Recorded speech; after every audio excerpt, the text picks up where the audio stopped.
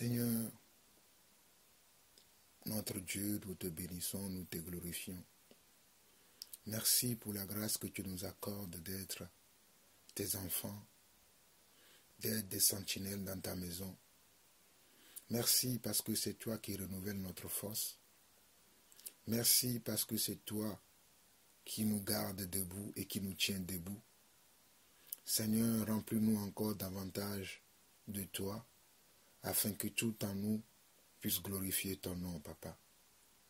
Père éternel, Dieu d'amour, Dieu de bonté, Dieu de miséricorde, toi qui ne lasses pas de pardonner le péché de ton peuple, je t'en supplie encore ce matin, en ce jour, pardonne le péché de ton peuple, pardonne le péché de tes enfants, attire-les vers toi, afin que chacun puisse refuser, Seigneur Dieu, le mal qui se couche à notre poche et qui veut nous attirer à lui. Ô mon Seigneur et mon Dieu, décline nos cœurs de tout ce qui ne glorifie pas ton nom.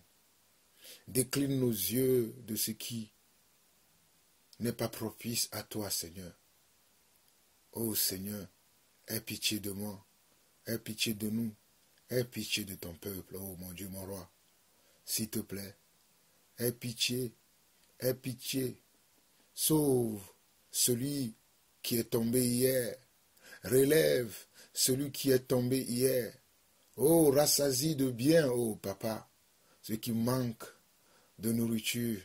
Rassasie de bien, oh Seigneur Dieu, ce qui manque de parole.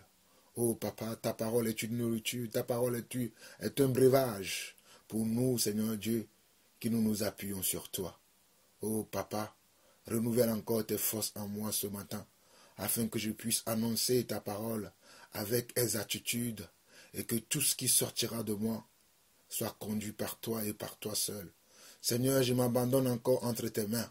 Utilise-moi, Seigneur Dieu, comme cela te semble bon, que ta volonté soit accomplie dans ta maison.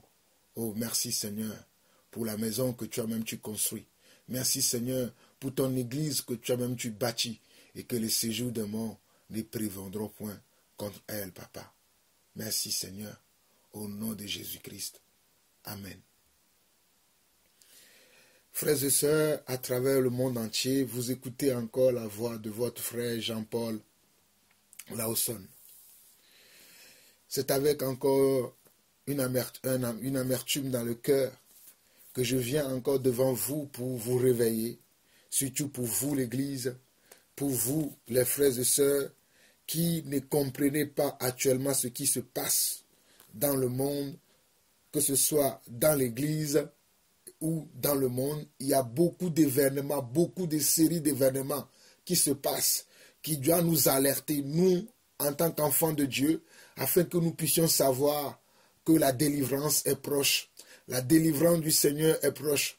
Non seulement la délivrance du Seigneur est proche, mais son jugement aussi est proche. Son jugement pour juger la terre, son jugement pour juger les hommes méchants qui vivent dans ce monde. C'est son jugement pour juger ses serviteurs, son jugement pour juger ses enfants. Car la plupart des hommes qui commettent l'iniquité, qui commettent la méchanceté, ce sont ceux-là qui s'appellent, entre guillemets, les enfants de Dieu. Ce sont ceux-là qui portent le nom de chrétiens. Ce sont ceux-là qui ont censé amener la justice de Dieu dans le monde. Mes frères et sœurs, je suis encore une fois très touché dans mon homme intérieur par rapport à ce que je vois dans l'église, par rapport aux témoignages que je reçois. Oh mes frères et sœurs, réveillons-nous, réveillons-nous. Je veux que chacun d'entre nous soit réveillé. Je veux que chacun d'entre nous soit debout. Je ne suis pas en train de vous parler d'appartenir à une organisation humaine. Je ne suis pas en train de vous appartenir, de vous dire que vous devez appartenir à une église humaine. Je suis en train de vous réveiller. Nous devons nous réveiller. Il est temps que chacun d'entre nous soit réveillé. Il est temps que ceux qui dorment se réveillent. Car la parole déclare que réveille-toi, toi qui dors, et Christ t'éclairera. Christ veut nous éclairer aujourd'hui. Christ m'a éclairé et Christ veut t'éclairer toi aussi là où tu te trouves. Peu importe là où tu habites, peu importe parmi les gens dans lesquels tu te retrouves, peu importe qui sont tes amis, peu importe quelle est ta position dans le monde, ta position sociale, peu importe quelle est ta connaissance, peu importe quelle est ta popularité, peu importe ce que tu fais actuellement, peu importe là où tu te trouves, Christ veut t'éclairer. Christ veut t'éclairer. Mes frères et sœurs, avant de continuer, nous allons prendre Matthieu chapitre 12. Je suis en train de parler encore du royaume des cieux. Je veux révéler ces derniers jours. Ces derniers jours, je révélerai ce qu'est le royaume des cieux. Ce qu'est le royaume de notre Seigneur Jésus-Christ. Ce qu'est la maison de Dieu. Parce qu'aujourd'hui, beaucoup sont dans la confusion. Ils ne reconnaissent pas ce qu'est la maison de Dieu. Ils ne reconnaissent pas ce qu'est l'église de Dieu. Mais Dieu m'a fait la grâce de vous parler de ce que c'est que sa maison, de ce que c'est que son église. Et nous allons prendre aujourd'hui 4 passages. Je ne vais pas prendre beaucoup de paroles, car la vérité ne se trouve pas dans beaucoup de paroles, mais la vérité se trouve dans la parole de Dieu. Je vais prendre 4 passages. Je vais prendre Matthieu, je vais prendre Joël, je vais prendre Zacharie, et je vais prendre Michée, pour vous parler de la part du Seigneur. J'ai dit, je vais prendre Matthieu, je vais prendre Joël, je vais prendre Michée et je vais prendre Zacharie afin de vous réveiller. Réveille-toi, toi qui dors, et Christ t'éclairera. Réveille-toi, toi qui dors, et Christ t'éclairera. Réveille-toi parmi les morts, toi qui dors, et Christ t'éclairera. Matthieu chapitre 13, et nous allons lire du verset 33 au verset 43. Nous sommes en train de parler du royaume des cieux. Et ce message que je suis en train de partager dans Matthieu chapitre 13 n'est qu'un message que mon prédécesseur, celui que je suis, celui dont je suis le serviteur, celui dont je suis le suiveur, celui dont je suis le disciple, celui qui est pour moi un modèle parfait. C'est le message que lui-même il a prêché il y a quelques années. Mais ce message est encore d'actualité aujourd'hui. C'est pour ça que mes frères et sœurs, Dieu m'a mis ce message à cœur afin que je parle à l'Église de ce que le royaume des cieux n'est pas. Parce que beaucoup d'entre nous, nous sommes dans la confusion aujourd'hui. Beaucoup d'entre nous, nous sommes dans le mensonge. Nous croyons que le royaume des cieux, c'est une organisation des hommes. Mes frères et sœurs, détrompez-vous. Le royaume des cieux n'a rien à voir avec l'organisation des hommes. Le royaume des cieux n'a rien à voir avec un attroupement ou un groupement d'hommes. Le royaume des cieux n'a rien à voir avec un groupe de chorale, avec un groupe des amis. Le royaume des cieux n'a rien à voir avec un groupe de faux prophètes, avec un groupe de faux pasteurs, avec un groupe de faux apôtres, de faux Christ. Le royaume des cieux n'a rien à voir avec un groupe de menteurs. Le royaume des cieux, c'est là où il y a la parole de Dieu. C'est là où la vérité est révélée. C'est là où le mensonge est mis à nu afin que les gens puissent voir, bien voir et choisir entre la vérité et le mensonge. Le royaume des cieux n'a rien à voir avec le mensonge. Mais toi qui m'écoutes, écoute maintenant ce que dit le Seigneur. Nous sommes dans Matthieu chapitre 13. Nous lisons du verset 33 au verset 43. Il a dit cette autre parabole. Le royaume des cieux est semblable à du levain qu'une femme a pris et mis dans 3 mesures de farine, jusqu'à ce que toute la pâte soit levée. Jésus dit à la foule toutes ces choses en parabole, et il ne leur parlait point sans parabole, afin que s'accomplisse ce qui avait été annoncé par le prophète. J'ouvrirai ma bouche en parabole, je publierai des choses cachées depuis la création du monde. Alors, il renvoya la foule et entra dans la maison. Ses disciples s'approchèrent de lui et dirent, « Explique-nous la parabole des livrées du champ. » Il répondit, « Celui qui sème la bonne semence, c'est le Fils de l'homme. Le champ, c'est le monde. La bonne semence, ce sont les fils du royaume. Livrés, ce sont les fils du malin. L'ennemi qui l'a semé, c'est le diable. La moisson, c'est la fin du monde. Les moissonneurs, ce sont les anges. Or, comme on arrache l'ivrée et qu'on la jette au feu, il en sera de même à la fin du monde. Le Fils de l'homme enverra ses anges qui arracheront de son royaume tous les scandales et ceux qui commettent l'iniquité. Et ils les jetteront dans la fournaise ardente où il y aura des pleurs et des grincements de dents. Alors les justes resplendiront comme le soleil dans le royaume de leur Père. Que celui qui a des oreilles pour entendre, entende. Voilà le travail.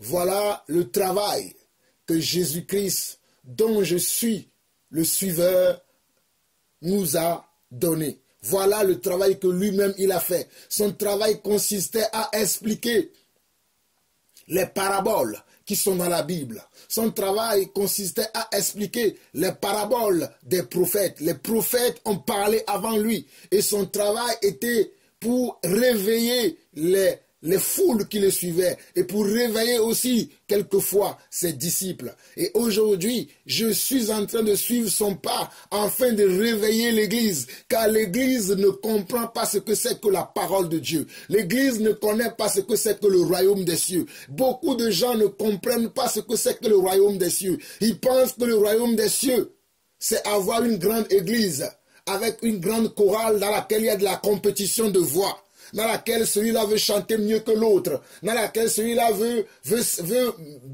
mieux s'habiller que l'autre, veut mieux se représenter que l'autre. Il pense que le royaume des cieux, c'est ça.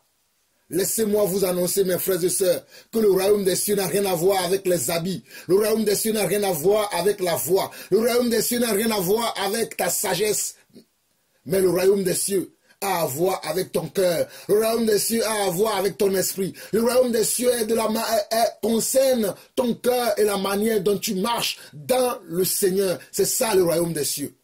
Mes frères et sœurs, je suis vraiment touché par rapport au message que je reçois, par rapport au témoignage que je reçois. Je vois des choses dans ce monde et je me dis, comment mes frères ne voient pas la même chose? Comment des hommes qui se disent enfants de Dieu ne voient pas la même chose? Mais je rends grâce à Dieu. Je rends grâce à Dieu, car je sais que tout est par la grâce. Je remercie le Seigneur pour la grâce qu'il m'a fait, afin que pendant que le monde se multiplie à pratiquer le mensonge, se multiplie à croire aux hypocrites, mais à moi et à certains frères dans ce monde, Dieu nous a révélé sa volonté afin que nous ne nous conformons pas dans le siècle dans lequel nous vivons, afin que nous ne nous assemblons pas avec des pécheurs, avec des menteurs, avec des hypocrites, mais que nous soyons différents de toutes ces personnes. Mes frères et sœurs, regardez les témoignages que je reçois. Il y a 2 semaines de cela, j'ai eu un témoignage qui m'a fendu le cœur. Un témoignage qu'une sœur me racontait. Une sœur me racontait ce témoignage que dans son assemblée, je dis bien son assemblée, là où la sœur en question a sa communion fraternelle, a sa communion avec ses frères, dans cette assemblée-là, leur pasteur a invité un pasteur pour venir enseigner dans cette église. Et le pasteur, il est venu avec des clés USB. Écoutez-moi très bien. Le pasteur en question est venu avec des clés USB. Et lorsqu'il a fini de prêcher son message du jour, il invitait le peuple à aller enseigner, à aller plutôt acheter les clés USB sur lesquelles il a d'autres enseignements. Et il invitait les gens qui étaient dans l'assemblée à aller acheter ces clés USB pour suivre les séries d'enseignements qu'il a enregistrées sur ces clés USB. Je ne sais pas si vous comprenez ce que je suis en train de dire. Dans l'église, les hommes sont en train de faire leur commerce. Les hommes qui sont censés amener le peuple de Dieu dans la volonté de Dieu, dans la crainte de Dieu, dans l'obéissance à Dieu, ils sont là à faire de cette église leur marché, leur boutique, leur commerce. Dans l'église maintenant, il n'y a que le commerce qu'il y a. S'il n'y a pas le commerce, c'est la compétition des talents. Oh, moi je suis capable d'accomplir telle chose. Moi je suis capable d'accomplir un tel. Et c'est ça qu'on voit dans la maison de Dieu. La maison de Dieu est devenue un terrain de compétition. Il y a de la compétition tout le temps. La compétition dans les groupes de chorale, la compétition dans les groupes de louanges, la compétition dans les groupes d'exhortation. Celui-là veut être le meilleur exhortateur. Celui-là veut être le meilleur prédicateur. Non pas le meilleur prédicateur selon l'esprit, mais le meilleur prédicateur selon la chair. Afin d'annoncer les messages qui vont faire plaisir à la chair. Le royaume des cieux n'est pas ça. Le royaume des cieux n'est pas ça. L'église de Dieu n'est pas ça. Réveille-toi, toi qui dors. Et lorsque la sœur en question me donnait ce témoignage, oh mes frères, mon cœur était touché. Et la sœur me disait qu'elle n'a même pas, elle ne sent plus le besoin d'aller à cette assemblée pour communier avec ses frères. Laissez-moi vous dire cette chose, Église de Dieu. Laissez-moi vous prévenir, frères et sœurs. Laissez-moi vous montrer la vérité. Frères et sœurs, faites attention à là où vous vous réunissez. Je vous dis encore, faites attention à là où vous vous réunissez. Beaucoup de gens pensent que lorsqu'on se réunit avec des gens dans une assemblée, que ce soit dans une grande assemblée ou dans une petite assemblée, que ce soit dans une assemblée de maison ou dans une grande assemblée, ce qui est important, c'est comment vous vous réunissez. Quand vous vous réunissez, que faites-vous? Quelle est la pratique que vous mettez en évidence dans ces réunions censées être des réunions de fraternité, censées être des réunions d'apprentissage, censées être des réunions des disciples? Qu'est-ce qui se passe dans ces réunions-là? C'est ce que vous devez surveiller. C'est ce que vous devez regarder en premier. Et laissez-moi vous dire que si dans ces réunions, on ne vous prêche pas Jésus-Christ. On ne vous annonce pas Jésus-Christ gratuitement. On ne vous incite pas à quitter le péché. On ne vous enseigne pas la repentance. Mes frères et sœurs, croyez-moi, vous devez quitter ces endroits-là, car ces endroits ne ressemblent pas au royaume des cieux. Vous devez quitter ces endroits et vous devez chercher les véritables enfants de Dieu. Les véritables enfants de Dieu aujourd'hui, mes frères, et ils sont rares. Vous ne pouvez pas les trouver dans ces endroits, je vous dis la vérité. J'ai fait mon expérience et je ne suis pas la seule qui a fait mon expérience. Beaucoup de gens dans ce monde ont fait leur expérience. Ils ont trouvé que beaucoup d'endroits dans lesquels on crie à tue-tête, Jésus est ici, venez, Jésus est ici, venez. Quand vous vous y rendrez, malheureusement, Jésus-Christ n'y est pas. Jésus-Christ n'y est pas. Il n'y a qu'un homme qui est là, qui a dans la bouche un message tronqué, un message qui a l'apparence d'appartenir à Jésus-Christ. Mais en réalité, c'est un message qui ne concerne pas Jésus-Christ. Voilà l'état actuel de l'Église aujourd'hui. Et beaucoup me demandent, où est ton église? Où est ton église, toi, Jean-Paul Lawson? Mes frères et sœurs, je vous l'ai toujours dit que je n'ai pas d'église. L'église, c'est vous et moi. L'église, c'est ceux qui se réunissent, ceux qui cherchent la volonté de Dieu. C'est ceux qui veulent faire la volonté de Dieu. C'est ça, l'église. C'est pour ça que Jean-Paul Lawson n'a pas encore d'église. Car je cherche à avoir l'église véritable. Je ne cherche pas à réunir juste des hommes, à leur parler simplement de la parole, sans savoir quelle est la vie de ces hommes-là. C'est pour ça que vous ne me voyez pas dans une église bâtiment que j'ai construit, à laquelle j'ai donné un nom. Je ne le ferai jamais. Si vous attendez qu'un jour, Jean-Paul Lawson va vous inviter dans une église et va vous dire, voici mon église, j'ai enfin réussi. Mes frères et sœurs, ce n'est pas ça l'appel que Dieu m'a donné. L'appel que Dieu m'a donné, c'est que je puisse être un canal, une voix dans sa maison, afin d'avertir son peuple, afin d'enseigner son peuple à fuir le péché. C'est pour cela que beaucoup ne comprennent pas le message que je prêche.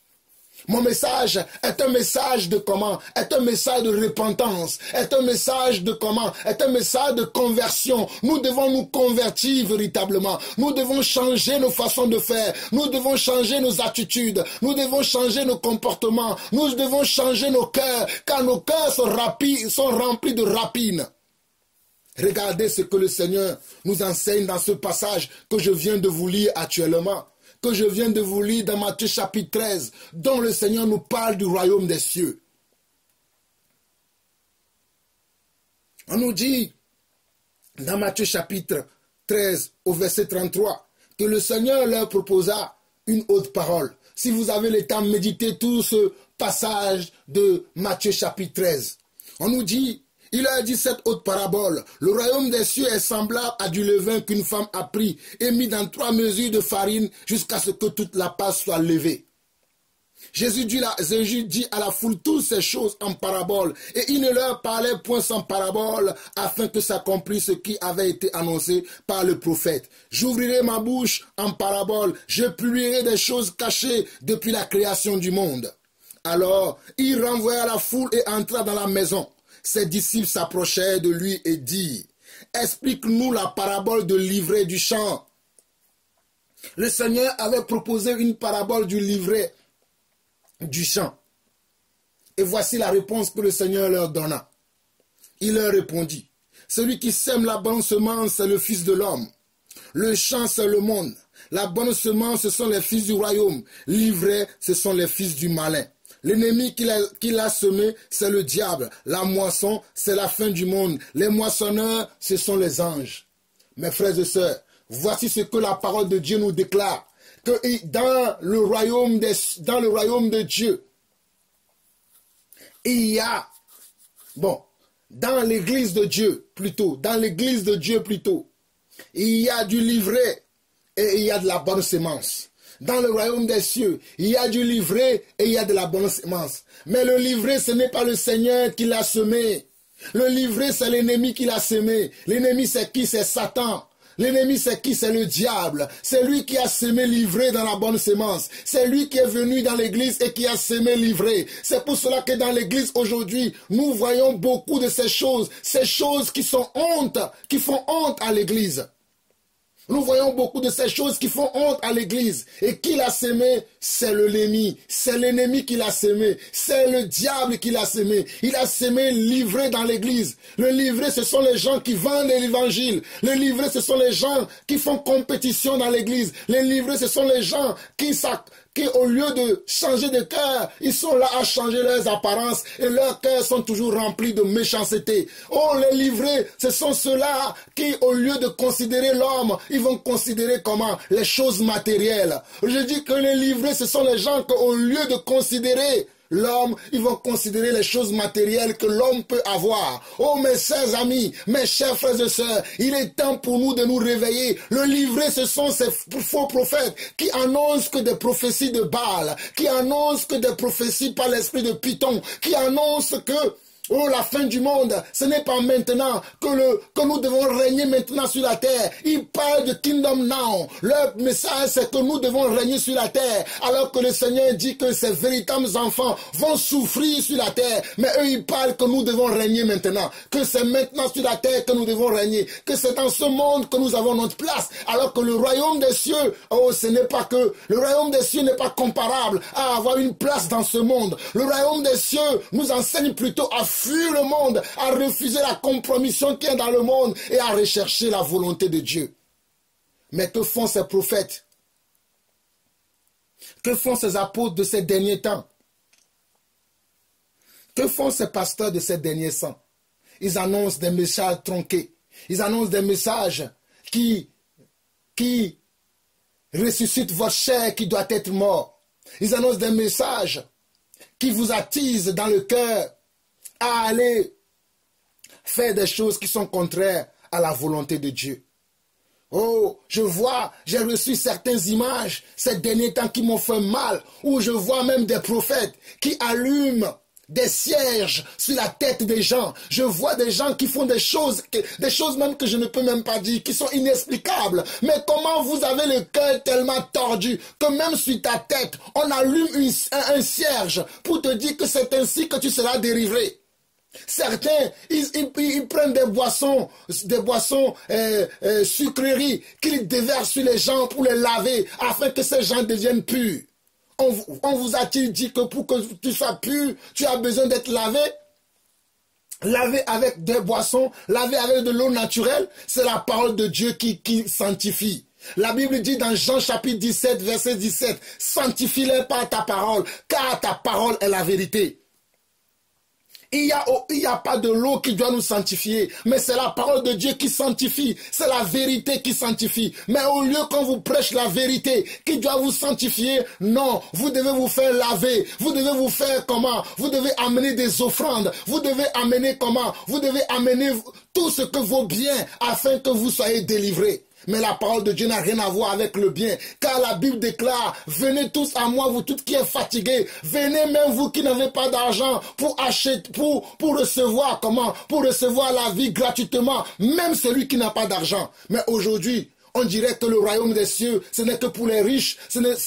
On dirait que le royaume des dieux, le royaume des cieux, ce n'est que pour ceux qui ont les moyens. Mais celui qui n'a pas de moyens, lui ne pourra-t-il pas avoir accès au royaume des cieux? Quand vous venez dans l'église de Dieu et que vous voyez que tout ce qu'on cherche à vous faire, c'est de vous vendre les livres, c'est de vous vendre l'évangile, c'est de vous vendre la terre, c'est de vous vendre le monde, c'est de vous vendre tout ce qu'il y a dans le monde. Que fera-t-il le pauvre, celui qui n'a pas d'argent? Celui qui lui n'a pas d'argent pour acheter, comment fera-t-il? C'est pour ça que Jésus avait annoncé à ses disciples que vous avez reçu gratuitement, donné gratuitement. Mais c'est le contraire que nous voyons aujourd'hui dans la maison de Dieu. Dans la maison de Dieu, ce n'est que des vendeurs d'illusions, des vendeurs de rêves, des vendeurs à longueur de journée. Ils sont des multitudes et des milliers de personnes qui sont dans ces choses.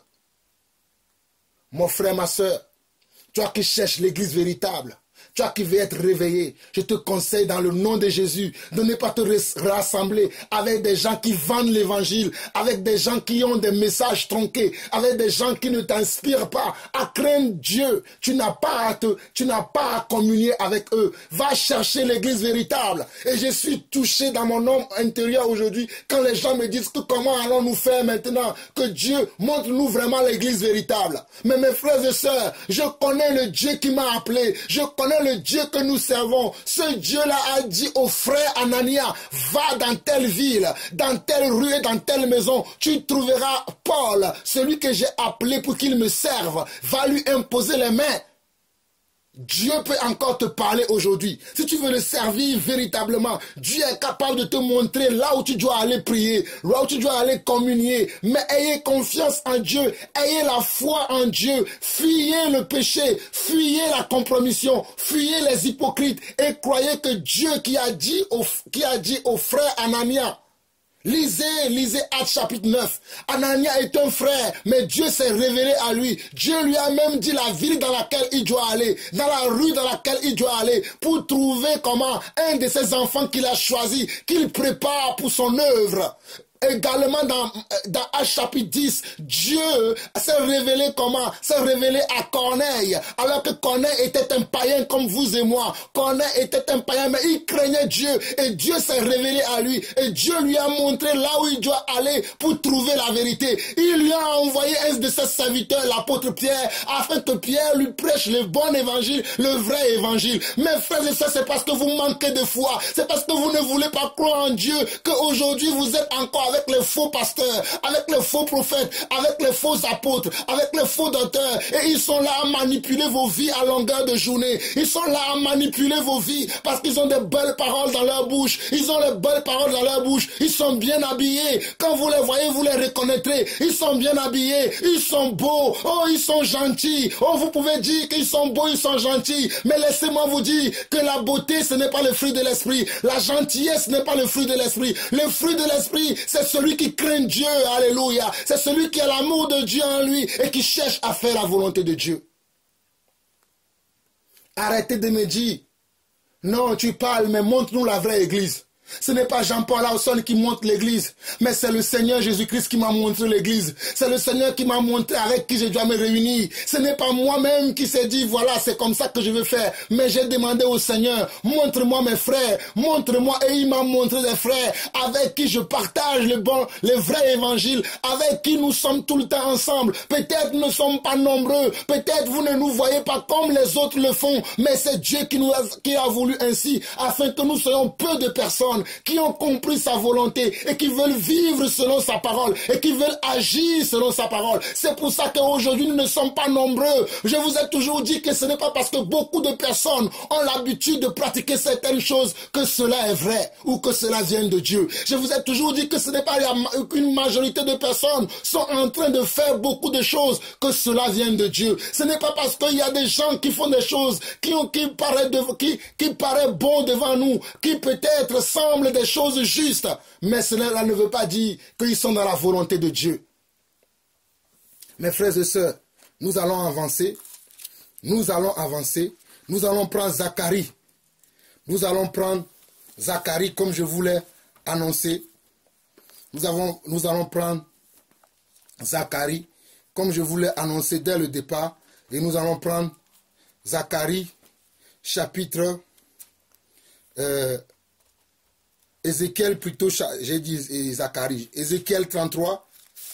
Ézéchiel 33. Nous allons prendre Ézéchiel 33.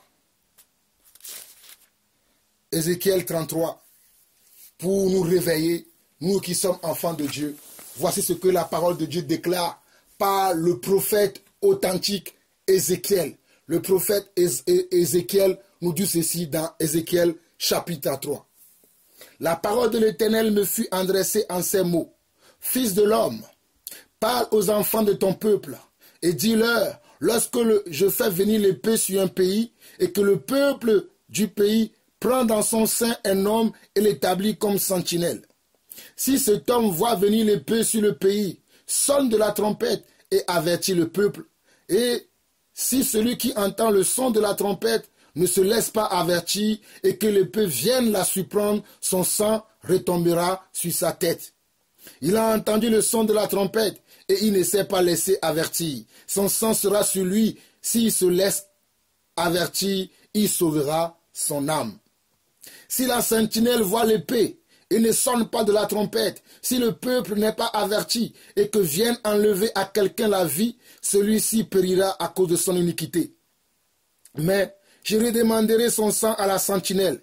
Et toi, fils de l'homme, je t'ai établi comme sentinelle sur la maison d'Israël. Tu dois écouter la parole qui sort de ma bouche et les avertir de ma part. Quand je dis au méchant, méchant, tu mourras, si tu ne parles pas pour détourner le méchant de sa voie, ce méchant mourra dans son iniquité et je te redemanderai son sang. Mais si tu avertis le méchant pour le détourner de sa voie et qui ne s'en détourne pas, il mourra dans son iniquité et toi tu sauveras ton âme. Et toi, fils de l'homme, dis à la maison d'Israël, vous dites, nos transgressions et nos péchés sont sur nous, et c'est à cause d'eux que nous sommes frappés de langueur. Comment pourrions-nous vivre? Dis-leur, je suis vivant. Dis le Seigneur l'Éternel, ce que je désire, ce n'est pas que le méchant meure, c'est qu'il change de conduite et qu'il vive. Revenez, revenez de votre mauvaise voie, et pourquoi mourriez-vous, maison d'Israël? Et toi, fils de l'homme, dis aux enfants de ton peuple, la justice du juste ne le sauvera pas au jour de sa transgression, et le méchant ne tombera pas dans sa méchanceté le jour où il s'en détournera, de même que le juste ne pourra pas vivre par sa justice au jour de sa transgression. Lorsque j'ai dit au juste qu'il vivra, s'il se confie dans sa justice et commet l'iniquité, toute sa justice sera oubliée, et il mourra à cause de l'iniquité qu'il a commise. Lorsque je dis au méchant, tu mourras, s'il revient de son péché et pratique la droiture et la justice, s'il rend le gage, s'il restitue ce qu'il a ravi, s'il suit les préceptes qui donnent la vie, sans commettre l'iniquité, il vivra, il ne mourra pas. Tous les péchés qu'il a commis seront oubliés. Il pratique la droiture et la justice, il vivra. Les enfants de ton peuple disent, la voie du Seigneur n'est pas droite, c'est pour leur voie qui n'est pas droite. Si le juste se détourne de sa justice et commet l'iniquité, il mourra à cause de cela. Si le méchant revient de sa méchanceté et pratique la droiture et la justice, il vivra à cause de cela. Vous dites, la voie du Seigneur n'est pas droite. Je vous jugerai chacun selon ses voies, maison d'Israël. Mes frères et sœurs, ici dans ce passage d'Ézéchiel chapitre 33, il est question de la maison de Dieu. La maison d'Israël, c'est l'Église aujourd'hui. Et dans l'église, Dieu a placé dans chaque église, dans chaque nation, Dieu a placé comme des sentinelles pour réveiller l'église, pour réveiller les croyants, pour réveiller les chrétiens, pour réveiller les disciples. Et dans ce passage, je vais vous faire un bref résumé. Le Seigneur dit que celui qui pratique la justice, s'il continue à pratiquer la justice sans commettre des fautes, sans commettre une seule iniquité, il sauvera son âme. Mais si cette personne-là, malgré la multitude des justices qu'il pratique, si un seul jour il commet une iniquité, il commet un péché, toute la justice qu'il a pratiquée sera oubliée et il fera quoi? Et il tombera dans le jugement de Dieu.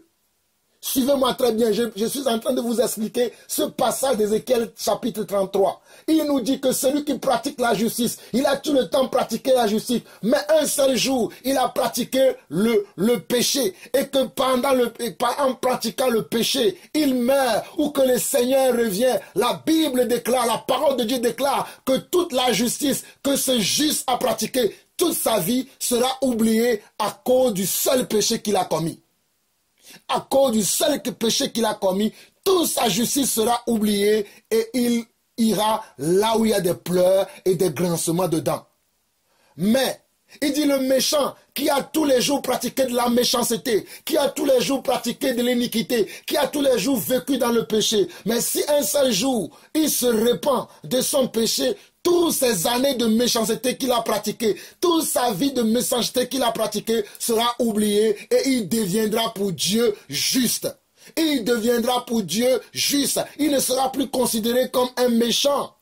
Et Dieu déclare que les sentinelles sont là pour avertir le peuple. Et Dieu met sa parole dans leur bouche afin qu'ils viennent avertir le peuple, afin que le peuple se détourne de ses mauvaises voies. Car le Seigneur ne désire pas la mort du méchant. Le Seigneur ne désire pas la mort du pécheur. Mais il désire que le pécheur se répande de ses voies et qu'il se retourne vers lui. C'est pour cela que nous sommes là pour prêcher l'évangile non dilué, l'évangile non frelaté, l'évangile qui ne fait pas plaisir à la chair, mais qui fait mal au cœur. C'est cet évangile-là que nous prêchons, car nous sommes des sentinelles dans la maison de Dieu, afin de réveiller son peuple, afin de réveiller ceux qui dorment. Et ce matin encore, je suis en train de te parler à toi, toi qui as passé ton temps à fêter la Pâque comme le monde. Je vous ai toujours dit que la Pâque, ce n'est pas comme ça. La Pâque de Dieu, c'est ce que Paul nous a enseigné dans 1 Corinthiens. La Pâque de Dieu, c'est que nous ne devons plus avoir du levain, le péché en nous. C'est ça la Pâque. Mais il y a beaucoup de gens hier qui m'ont envoyé bonne fête de Pâques, bonne fête de ceci, bonne fête de cela. Mes frères et sœurs, ne vous conformez pas au siècle présent. Soyez renouvelés dans votre intelligence afin de discerner quelle est la volonté de Dieu, ce qui est bien, agréable et parfait.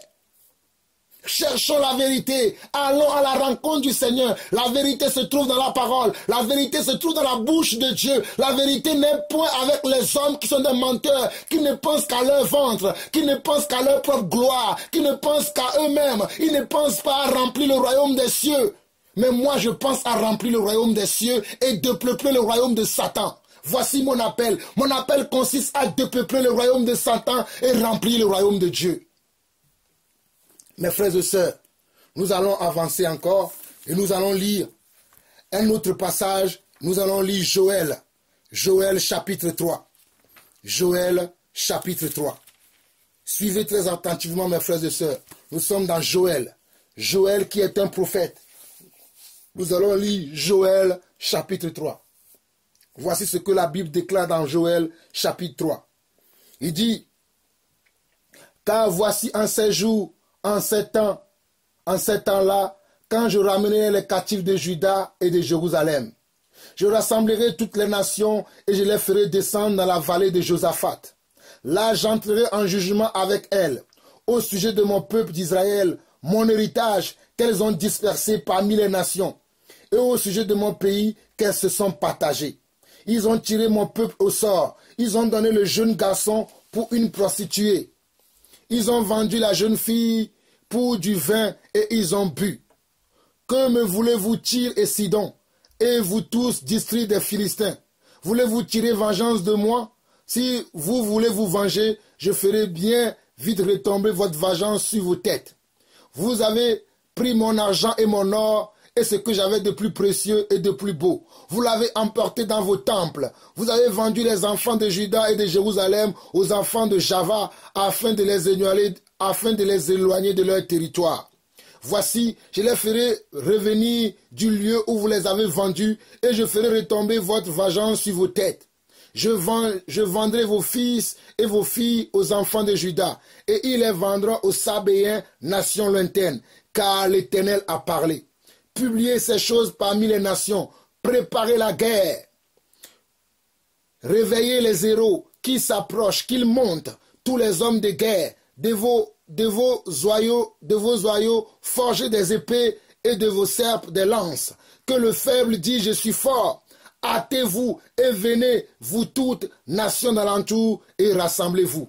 Là, ô Éternel, fais descendre tes héros, que les nations se réveillent et qu'elles montent vers la vallée de Josaphat, car là je siégerai pour juger toutes les nations d'alentour. Saisissez la fossile, car la moisson est mûre. Venez, foulez, car le pressoir est plein. Les cuivres regorgent, car grande est leur méchanceté. C'est une multitude dans la vallée du jugement, car le jour de l'Éternel est proche, dans la vallée du jugement. Le soleil et la lune s'obscurcissent, et les étoiles retirent leurs éclats. De Sion, l'Éternel rugit. De Jérusalem, il fait entendre sa voix. Les cieux et la terre sont ébranlés. Mais l'Éternel est un refuge pour son peuple, un abri pour les enfants d'Israël. Et vous saurez que je suis l'Éternel, votre Dieu, résidant à Sion, ma sainte montagne, Jérusalem sainte, et les étrangers n'y passeront plus. Mes frères et sœurs, j'espère que vous comprenez ce passage de Joël, chapitre 3. Regardez bien ce que Dieu nous dit par la bouche du prophète Joël. Je sais que le prophète Joël a beaucoup prophétisé. Il a dit dans Joël chapitre 1 ou chapitre 2 plutôt qu'il a dit que dans les derniers jours, Dieu répandra son esprit sur toute chair. Vos fils et vos filles prophétiseront. Et nous sommes dans les derniers jours. Cette prophétie a été déjà accomplie le jour où le Saint-Esprit est descendu sur les apôtres lorsqu'ils étaient dans la chambre haute. Pierre a dit quoi? Pierre a dit que cette prophétie a été accomplie. Mais là, le passage que je viens de vous lire n'a pas été encore accompli. Et ça va s'accomplir très bientôt, où Dieu va juger son peuple, où Dieu va juger ses enfants, où Dieu va juger ceux qui sont censés être la lumière du monde. Si vous n'avez pas compris le message, je vous le répète encore. Le jugement de Dieu va tomber très bientôt dans sa maison, chez ses enfants, ceux qui sont censés être la lumière du monde. Le jugement de Dieu va descendre bientôt sur eux. Et c'est ce que Joël nous dit dans Joël chapitre 3. Écoutez la parole de l'Éternel, Église. Écoutez la parole de l'Éternel, mes frères et sœurs. Regardez ce que la Bible nous dit dans Joël chapitre 3. Car voici en ces jours, en ces temps, quand je ramènerai les captifs de Juda et de Jérusalem. Les captifs de Juda et de Jérusalem, ce sont l'Église. C'est l'Église que Dieu appelle les captifs de Juda et de Jérusalem. Et il continue. Je rassemblerai toutes les nations et je les ferai descendre dans la vallée de Josaphat. Dieu dit qu'il rassemblera toutes les nations.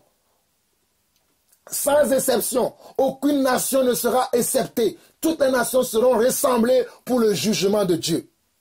Là, je rentrerai en jugement avec elles au sujet de mon peuple Israël, mon héritage. Le peuple de Dieu, c'est l'Israël. L'Israël, c'est l'Église. L'Israël, ce sont les enfants de Dieu. L'héritage de Dieu, ce sont ses enfants. Ceux qui ont reçu le Seigneur Jésus-Christ. Ceux qui veulent marcher comme lui. C'est ça ce que la Bible appelle Israël, la maison de Dieu. Qu'elles ont dispersé parmi les nations. Aujourd'hui, le peuple de Dieu, les enfants de Dieu sont dispersés. Certains n'ont plus envie même d'aller à l'église. Certains n'ont même plus envie d'entendre parler de Dieu à cause des blasphèmes que les serviteurs de Dieu font, à cause de la vente de l'évangile, à cause de l'hypocrisie dans l'église, à cause de la compétition dans l'église, à cause des concours dans l'église. L'église est devenue des maisons d'édition où on publie à longueur de journée des messages bizarres, des messages remplis de haine, des messages remplis de colère, des messages remplis d'animosité, des messages remplis de... Oh, alléluia. Les mots me manquent pour vous dire ce qui se passe aujourd'hui dans l'église. L'église est devenue une maison de destruction, une maison de rapine, une maison où il y a toutes sortes de mal, toutes sortes d'animosité. Tu vois la méchanceté des hommes dans l'église aujourd'hui. Tu n'as plus besoin même d'aller dans le monde, mais la méchanceté se trouve dans la maison de Dieu, dans l'église. On marche sur son frère, on marche sur ses sœurs, on marche sur l'église. J'ai vu un homme de Dieu qui est assis, qui fête l'anniversaire dans l'église, et les gens lui jetaient les billets dans le visage, les billets sur son pied. Tout son corps était rempli de billets et on appelle ça église. Voici ce qui se passe dans la maison de Dieu. J'ai vu un homme de Dieu qui dans la maison de Dieu a commencé à faire quoi? À marcher sur les hommes. Et il dit ça c'est l'onction. L'onction lui fait marcher sur les hommes. Les hommes se couchent par terre, il marche sur eux. Reçois ta puissance, reçois ta guérison. Il touche les gens de gauche à droite. Les gens sont en train de tomber partout. Et lui il dit que c'est ça l'onction de Dieu. Voici la méchanceté des hommes. Voici comment le peuple de Dieu a été dispersé. Voilà pourquoi beaucoup aujourd'hui, quand on leur parle de l'église, ils ne sont plus intéressés. Ils ne sont plus intéressés pour aller dans les églises. Car dans les églises, il n'y a que la méchanceté qui accroît. C'est ça ce que la Bible dit ici. On nous dit que, au verset 2 de Joël chapitre 3, « Je rassemblerai toutes les nations et je les ferai descendre dans la vallée de Josaphat. Là, j'entrerai en jugement avec elles au sujet de mon peuple d'Israël, mon héritage, qu'elles ont dispersé parmi les nations, et au sujet de mon pays, qu'elles se sont partagées. » L'église est partagée aujourd'hui. L'église est partagée entre les faux pasteurs. Je dis, les églises sont partagées entre les faux prophètes, les faux apôtres. Ils se sont partagés l'église. Et c'est ainsi qu'entre eux, ils s'auto-proclament et en même temps, ils se soutiennent entre eux, ils s'invitent entre eux. Tout ce qu'ils font, c'est entre eux. Ils ne vont pas chercher la vérité. Va leur parler de la vérité. Ils vont dire, n'écoutez pas celui-là. Regardez, qui le suit. Quels sont ses fruits. Et pour eux, le fruit, c'est quand il y a beaucoup de monde qui les suit. C'est quand il y a beaucoup de gens qui les acclament. C'est ça pour eux le fruit. Le fruit, le vrai fruit de Dieu n'est plus dans leur vie. Et voilà comment ils ont partagé le peuple de Dieu. Ils ont tiré mon peuple au sort, verset 3. Ils ont donné le jeune garçon pour une prostituée. Ils ont vendu la jeune fille pour du vin et ils ont bu. Que me voulez-vous, Tyr et Sidon, et vous tous, districts des Philistins? Voulez-vous tirer vengeance de moi? Si vous voulez vous venger, je ferai bien vite retomber votre vengeance sur vos têtes. Vous avez pris mon argent et mon or, et ce que j'avais de plus précieux, de plus beau, vous l'avez emporté dans vos temples. Regardez, ils ont pris l'argent et l'or de Dieu pour fabriquer des temples. Aujourd'hui, regardez dans le monde de l'église, il y a des grands temples dans lesquels vous rentrez, vous allez voir des beaux, oh alléluia. Vous allez voir des choses qui sont beaux à regarder à la vue, des choses qui sont belles à regarder à la vue. Vous allez rentrer dans ces temples, vous allez voir des choses belles que les hommes ont mis dans ces temples-là, des grandes choses. Ils ont construit de grands temples, de grandes maisons, comme ce qui se passe actuellement en France. La cathédrale s'est cassée, mais j'ai vu plein d'hommes qui se sont levés. Ils ont récolté déjà 1 milliard pour construire un bâtiment, alors qu'il y a des hommes qui meurent sur terre, qui ne mangent pas. Nous voyons dans plusieurs endroits sur la terre où les hommes meurent de faim, où les hommes meurent de logement, où les hommes meurent de la politique des hommes, mais personne de ces hommes ne s'est levé pour venir en aide à ces hommes-là. Mais quand leur temple s'est écroulé, qu'est-ce qu'ils sont en train de faire? Ils sont en train de s'organiser pour reconstruire leur temple. Mais ils ne sont pas prêts pour reconstruire des vies humaines. Les vies humaines ne les intéressent pas, mais les temples les intéressent. Les vies humaines qui sont en train de périr, les vies humaines qui sont en train de mourir n'intéressent plus les hommes. Mais que font les hommes? Les hommes sont en train de bâtir des temples. Tout ce qui les intéresse, c'est de bâtir des temples avec de l'or et de l'argent. De l'or et de l'argent qui appartiennent à Dieu, mais ils se l'approprient et ils pensent que c'est à eux l'or et l'argent et ils font toutes sortes de choses que ma bouche ne pourra même pas dire. Vous connaissez vous-même ce qui se passe dans le monde. Il y a tellement de choses qui se passent dans le monde. Il y a tellement de choses qui se passent dans l'église par ces hommes-là qui ne sont pas des envoyés de Dieu. mais qui font des choses. Ils ont construit de grands temples. Regardez tous ces grands pasteurs aujourd'hui dans le monde de l'église. Regardez tous les temples qu'ils construisent. Regardez comment ils mettent de l'argent à construire de beaux temples. Tout ce qui les intéresse, c'est de beaux temples tout le temps. Mais la vie du peuple, la vie que doit mener le peuple, la vie que doivent mener les disciples, la vie que doivent mener, d'ailleurs, dans leurs églises, ils n'ont pas de disciples, ils ont des membres. Ils appellent leurs églises, les membres de leurs églises, des membres de leur église. Mais moi, je ne crois pas que quand Jésus est venu sur terre, Jésus a-t-il eu des membres de son église? Jésus a formé des disciples. Jésus a formé des disciples. Jésus n'a pas formé des membres. C'est pour ça que vous allez dans ces églises, vous allez voir que ces églises ont des milliers et des centaines, des dizaines de milliers de personnes qui font partie de ces églises-là, qui sont leurs membres. Et vous allez voir ces pasteurs s'enorgueillir. Mon église a 20 000 membres. Mon église a 30 000 membres. Mon église a 150 000 membres. Mon église a 1 milliard de personnes dans le monde. J'ai des églises partout dans le monde. Oui, c'est ainsi que les hommes se sont détournés de Dieu, se sont détournés de la volonté de Dieu. Et ils font leur commerce, ils font leurs affaires avec le nom de Dieu. Je continue. Nous étions au verset 5 de Joël chapitre 3. Verset 6 dit ceci. Vous avez vendu les enfants de Juda et de Jérusalem aux enfants de Java. Regardez, les enfants de Dieu sont vendus au monde. Java représente ici le monde. Vous avez vendu les enfants de Juda et de Jérusalem aux enfants de Java. Les enfants de Dieu, au lieu de suivre Dieu, ils sont à la merci du monde aujourd'hui. À cause de ces faux pasteurs, à cause de ces faux serviteurs de Dieu qui font n'importe quoi dans l'église aujourd'hui. Afin de les éloigner de leur territoire, afin de nous éloigner de comment? Du royaume des cieux.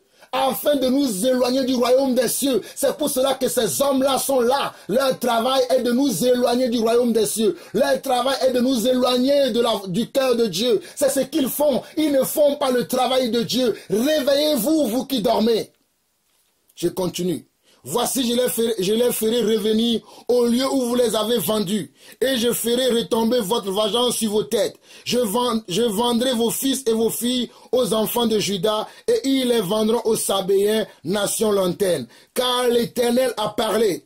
Publiez ces choses parmi les nations. Préparez la guerre, réveillez les héros, qu'ils s'approchent, qu'ils montent tous les hommes de guerre. De vos joyaux, forgez des épées et de vos cèpes de lance. Que le faible dit, je suis fort. Hâtez-vous et venez, vous toutes nations d'alentour, et rassemblez-vous. Là, ô Éternel, faites descendre tes héros, que les nations se réveillent et qu'elles montent vers la vallée de Josaphat. Car là, je siégerai pour juger toutes les nations d'alentour. Saisissez la fossile, car la moisson est mûre.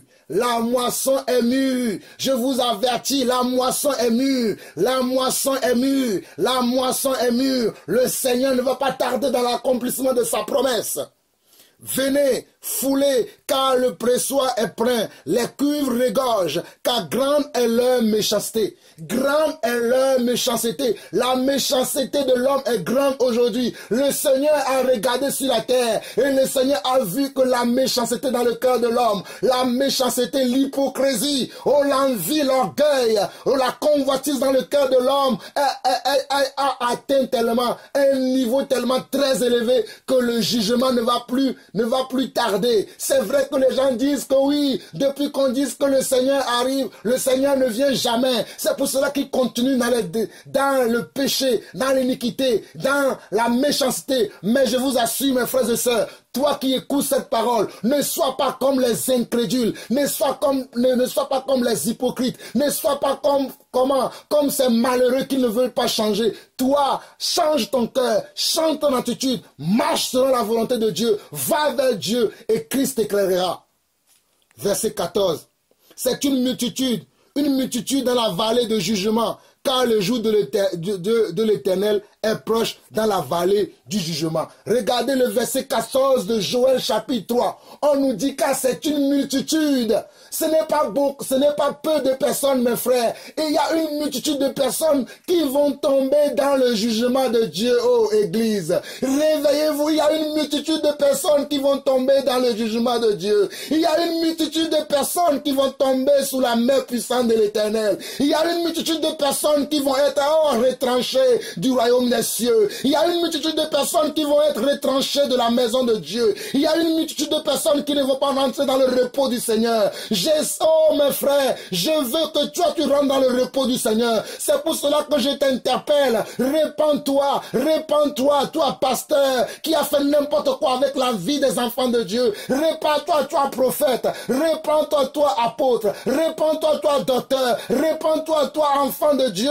Toi fille de Dieu, toi servant de Dieu, qui a fait beaucoup de choses, qui sont injustes devant Dieu, mais qui ne veut pas se changer, qui ne veut pas se détourner de ses mauvaises voies. Mais aujourd'hui, je t'en supplie, mon frère, je t'en supplie, ma soeur, s'il est encore possible, change. S'il est encore possible, change. Je te conseille de changer. Regardez Joël, chapitre 3, le verset 14 dit ceci. C'est une multitude dans la vallée du jugement, car le jour de l'Éternel est proche, dans la vallée du jugement. Le soleil et la lune s'obscurcissent, et les étoiles retirent leurs éclats. De Sion, l'Éternel rugit. De Jérusalem, il fait entendre sa voix. Les cieux et la terre sont ébranlés, mais l'Éternel est un refuge pour son peuple, un abri pour les enfants d'Israël, et vous saurez que je suis l'Éternel, votre Dieu, résidant à Sion, ma sainte montagne. Jérusalem sera sainte, et les étrangers n'y passeront plus. Mes frères et sœurs, vous lirez la suite vous-même. Je vais finir très rapidement en vous lisant maintenant Michée chapitre 7. Nous allons finir avec Michée chapitre 7. Michée chapitre 7. Michée chapitre 7 dit ceci. Michée chapitre 7. Mes frères et sœurs, suivez attentivement ce message. Je t'en supplie, toi qui écoutes ce message, assis-toi là où tu te trouves. Si tu es dans ta voiture, c'est le temps pour toi d'arrêter tout. Coupe ton moteur, assis-toi et écoute la voix de l'Éternel. Si tu fais quelque chose comme un travail manuel, si tu es dans un bureau, s'il te plaît, assis-toi tranquillement. Prends ton temps pour suivre ce message, car la colère de Dieu va tomber très bientôt sur le monde. La colère de l'Éternel va bientôt, très bientôt se manifester sur le monde. Il se manifeste déjà de plusieurs manières. Voilà pourquoi vous voyez des choses qui ne se sont pas passées dans les temps anciens, qui se passent aujourd'hui. C'est parce que Dieu veut montrer sa colère, mais Dieu veut que cela soit pour nous, enfants de Dieu, un signe pour nous préparer pour son avènement. Dieu veut que cela soit pour nous, les enfants de Dieu, un signe pour nous sanctifier, pour nous purifier, afin que lorsque la dernière trompette sonnera, que nous soyons prêts pour partir avec lui. J'espère que vous qui m'écoutez, j'espère que vous qui écoutez ce message, vous allez beaucoup prêter attention maintenant dans vos assemblées, dans vos réunions de prière, dans vos cultes, dans vos communions fraternelles, ou partout où vous allez, où le nom de Dieu est invoqué, vous allez prêter attention à tout ce qui est autour de vous, vous allez prêter attention à tout ce qui se fait autour de vous, et vous allez faire votre choix. Moi, j'ai choisi de ne servir que le Seigneur. Moi, j'ai choisi d'être même seul. Si je crois que la vérité est dans ce que je fais, je l'ai choisi. J'espère que pour toi, toi aussi tu vas faire ton choix. Michée chapitre 7. Malheur à moi, car je suis comme à la récolte des fruits, comme au grappillage après la vendange. Il n'y a point de grappe à manger, point de ces primeurs que mon âme désire. L'homme de bien a disparu du pays. Il n'y a plus de juste parmi les hommes. J'espère que vous écoutez ce message.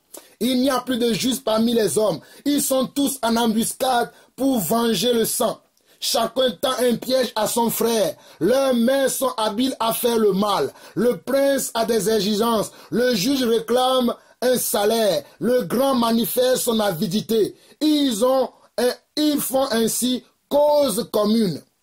Le meilleur d'entre eux est comme une ronce, le plus droit pire qu'un buisson d'épines. Le jour annoncé par tes prophètes, ton châtiment approche. Le jour annoncé par tes prophètes, ton châtiment approche. Le jour annoncé par tes prophètes, ton châtiment approche. Le jour annoncé par tes prophètes, ton châtiment approche. C'est alors qu'ils seront dans la confusion.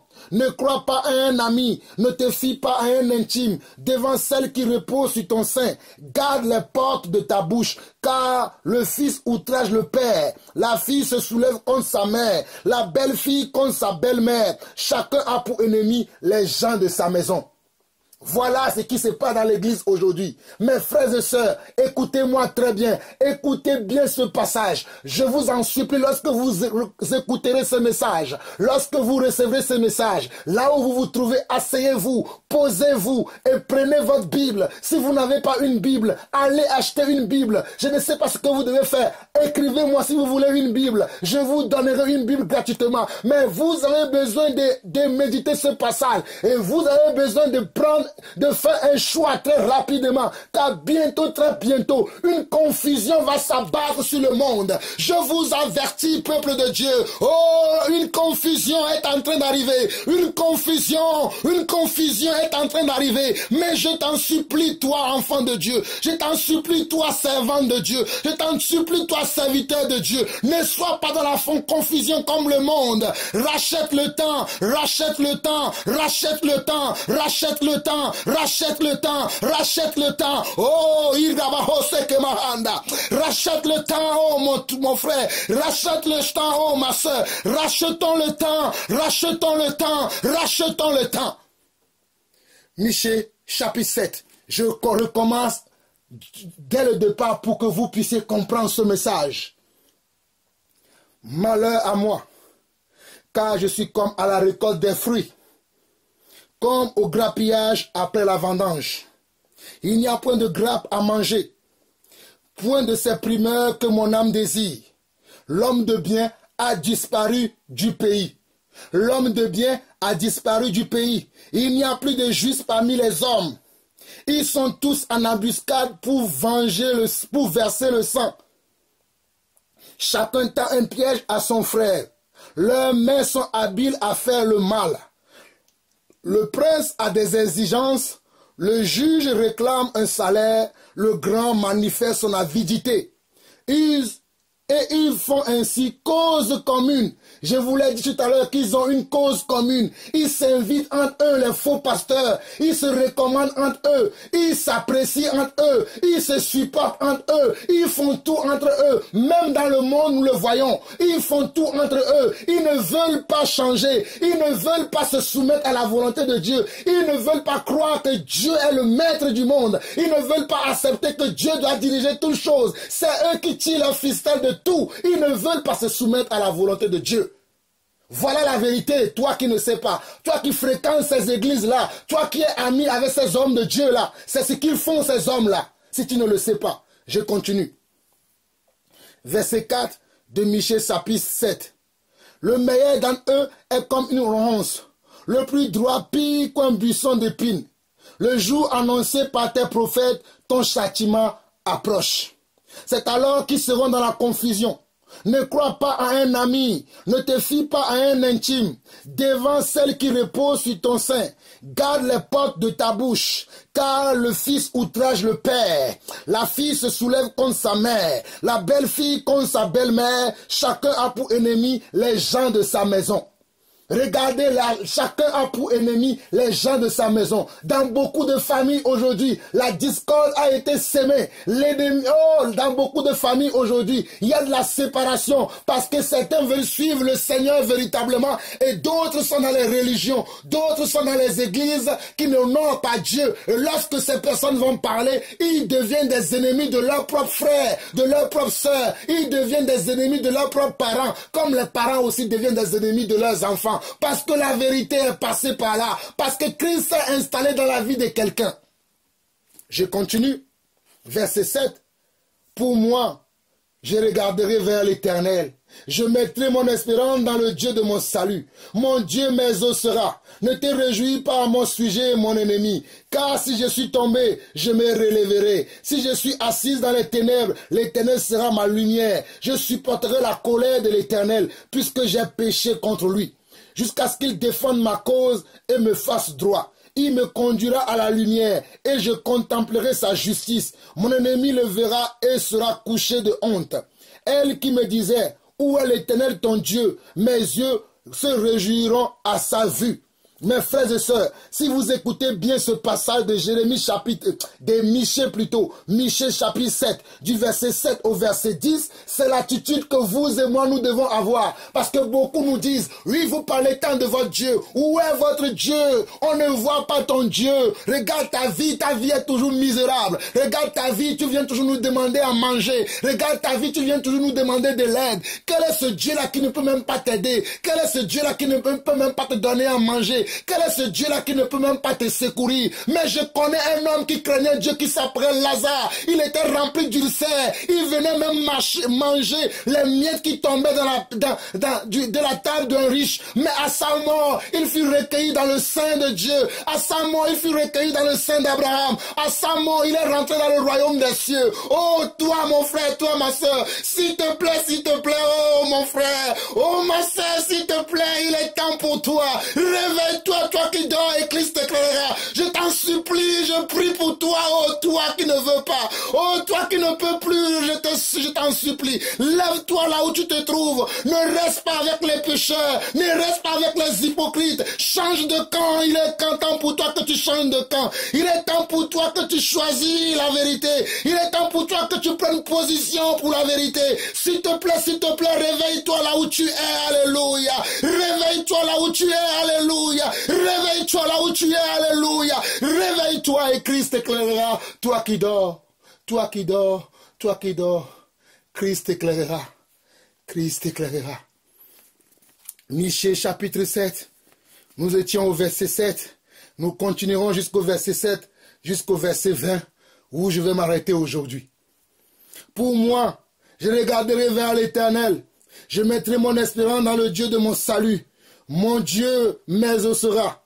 Ne te réjouis pas à mon sujet, mon ennemi, car si je suis tombé, je me relèverai. Si je suis assise dans les ténèbres, l'Éternel sera ma lumière.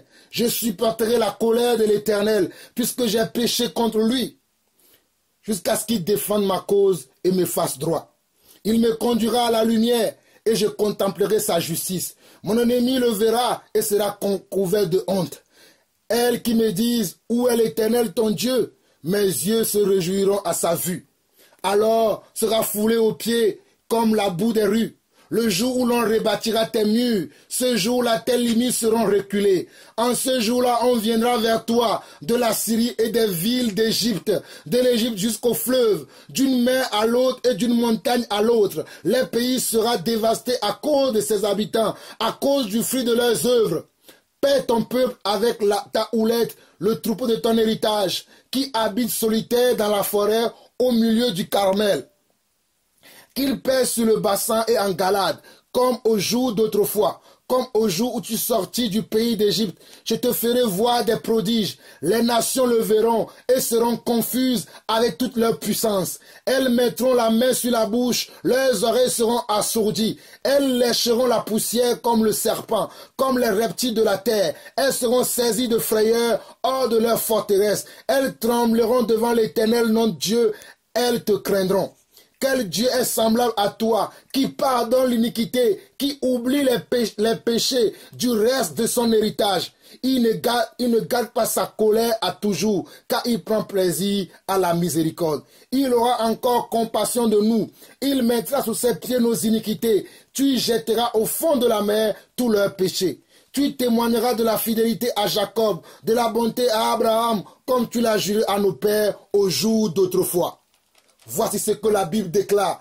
Voici ce que la parole de Dieu déclare à quiconque veut marcher selon Dieu, à quiconque veut marcher selon son esprit, à quiconque veut quitter le péché, à quiconque veut quitter l'hypocrisie, à quiconque veut quitter l'orgueil, à quiconque veut quitter le monde. Voici ce que la parole de Dieu déclare pour toi. Michée chapitre 7. S'il vous plaît, frères et sœurs, s'il vous plaît, serviteurs de Dieu, servants de Dieu, peu importe votre ministère, peu importe votre don, votre grâce, votre appel, je vous en t'en supplie, méditez ce passage, car Dieu a un message pour toi. Dieu a un message pour nous, afin de nous sauver, de la colère qui va s'abattre sur ce monde entier. Il y a la colère de Dieu qui ne va plus tarder, parce que beaucoup se sont moqués de Dieu, beaucoup se sont moqués du Seigneur, mais le Seigneur va tirer vengeance. Le Seigneur va rendre à chacun selon son œuvre. Le Seigneur va rendre à chacun selon son œuvre. Mes frères et sœurs, ainsi parle le Seigneur, que celui qui a des oreilles pour entendre,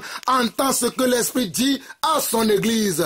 Voici, vous avez écouté la voix de Jean-Paul Lawson, celui qui crie dans le désert pour aplanir le sentier du Seigneur. À bientôt, bye bye.